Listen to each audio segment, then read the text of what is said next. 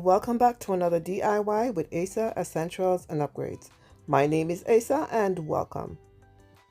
If you are new to my channel, thank you so much for stopping by. In today's video, we're going to be creating these beautiful silver glam candle holders.